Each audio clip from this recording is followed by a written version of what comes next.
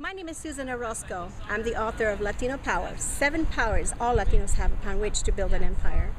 I like to talk about my time when I was a child and I was brought up in a little town called Toledo, Ohio. Actually, it was a village outside of Toledo called Northwood.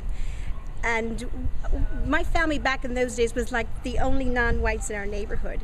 So we went through a lot of different challenges dealing with the bigots and the bullies. And I grew up figuring out just who I was, considering that I wasn't around any other Latinos until I came to Los Angeles. But at the time, I was lost about who I was. And so I think that a lot of Latinos might have that feeling. Even if you're surrounded by other Latinos, you might still be wondering, just who am I? What is my purpose? And do I have a right to have a dream? And that's what my book is about. It's about that right to have a dream. Not only the right to have it, but to pursue it. And not only to want to pursue it, but how it is your obligation to pursue it. Because so many people are expecting that from you. They may not say it, they may not be pushing you, they might even be pulling you away from it. But deep down, they all want to see you do it. Because when you pursue a dream and obtain it, that gives all the rest of us Latinos permission to do the same. I'd like to read from my book. Let me start with this. It's called The Spiritual Rights. Instead of believing that it hurts to be Latino in El Norte, I think we should ask for our God-given spiritual right to be happy.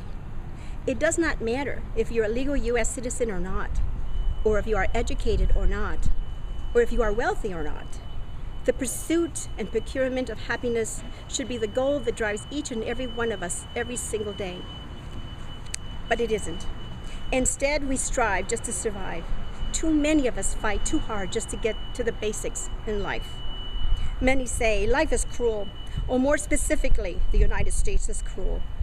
The country can impose restrictions, that's true, and disrespect and divisiveness upon Latinos at any given time. It can take wishes and dreams and squash them up like refried beans. And it can make us feel like we don't deserve anything. Better than that. But let me tell you that the biggest enemy all Latinos have is the fear that lives inside of our minds and hearts. And that is that we won't be able to achieve our dreams. Because we let fear happen. We bow our heads when we should raise our heads. We accept defeat when we should fight. We hold the fears that defeat us so close to our hearts, and we even call them friend. These false beliefs about ourselves keep us in a conquered mode. And because of these kinds of thoughts, beliefs, and feelings and emotions, we forget that Latinos are a marvelous mixture of both the conquered and the conqueror. Accepting the sole role of conquered is an assault upon our spirit. Defeat takes a willing soul. The campaign to suppress us, if such an organization actually exists, rests whether or not we buy into the negative mindset required to fulfill such a feat. If you choose to accept your powerlessness, we will suffer, and you will suffer, and your spirit will be broken. You'll be forced to engage with the trash that lives at the bottom of life, the waste that is had by scavengers. You'll be forced to disown your spirit. Don't buy into the mindset. Instead, partake of the top la crema. Belong with those who can fly, those who are in complete possession of their spirit, those who can take responsibility for the energy their minds create, those who are in possession of their futures. I know some of you will still think reality is simply cruel. You deal with reality every day and you prefer not to believe in your inner power. You claim to be a realist and you continue to maintain that life is cruel, and that not all dreams are attainable, especially for Latinos. I believe that if you choose the mentality, it will manifest for you. Choose to see your world as fruitful, exciting, and safe. If you do, then this is the life you will attract. A life without suppression. A life with no broken spirits. A life with no victim. But then the question that the realist asks will come up and say, if that is true, then why is the world full of victims? Victims are those who do not believe in their power, in their inner power. They do not know and do not believe that they have the power to change the conditions of their lives. The victims do not possess the mentality to take responsibility for their reality. They cannot control their own thought process. They do not believe that this is even possible.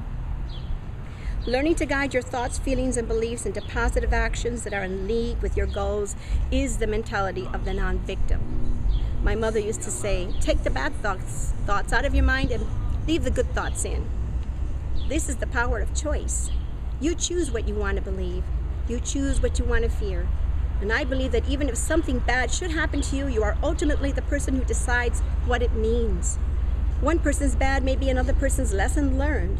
Even if it started out to be very bad, you can change the course of the painful action away from your heart and into the atmosphere.